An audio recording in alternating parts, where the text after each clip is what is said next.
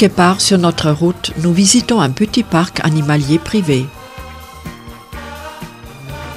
Le propriétaire nous pressent en premier ses koalas, une mère avec son bébé qui évidemment est tout de suite au centre de l'attention des visiteurs. Son nom d'origine, dans la langue des aborigènes, signifie « sans eau ». Les aborigènes ont voulu ainsi dire qu'ils ne boivent jamais, ce qui entre-temps a été refuté. En captivité, les koalas boivent même du lait. Les koalas se nourrissent exclusivement des feuilles d'eucalyptus dont ils s'intoxiquent en suçant le jus. Pas toutes les espèces d'eucalyptus sont à leur goût. Étant donné que les feuilles préférées varient selon la saison et l'espèce des koalas, il est très difficile de les nourrir correctement en captivité.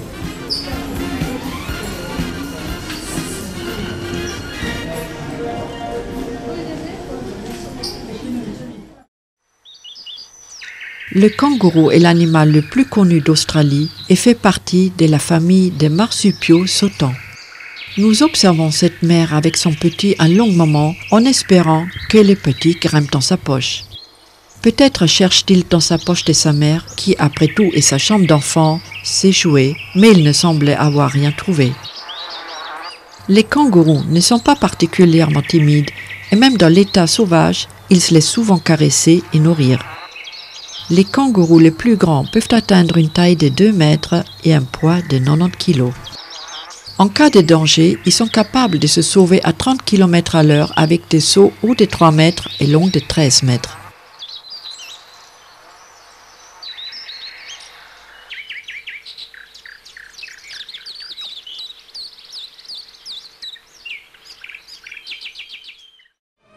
Ce serpent est un taipan, le plus venimeux du monde. Sa morsure tue instantanément.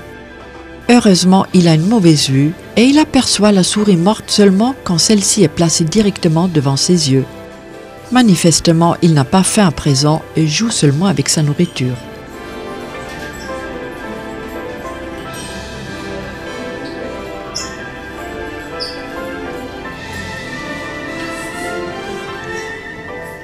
Son voisin, par contre, s'attaque sans tarder à sa victime et comme c'est la coutume avec les serpents, l'avale lentement avec peau et poils.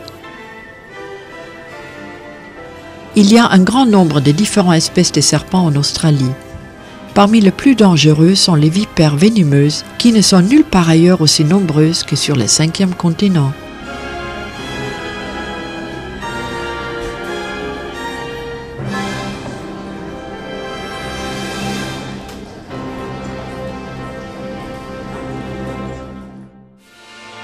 Les crocodiles ont habité l'Australie depuis toujours.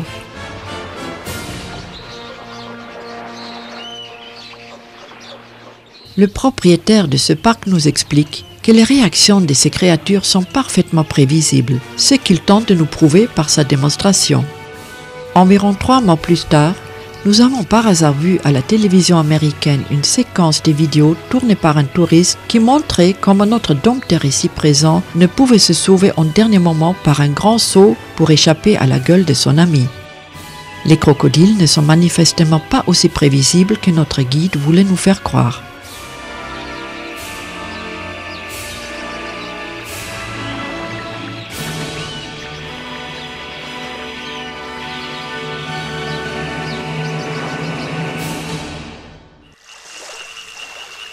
Sur le chemin de la sortie, nous croisons encore une fois nos amis les koalas qui se sont retirés pour leur sieste.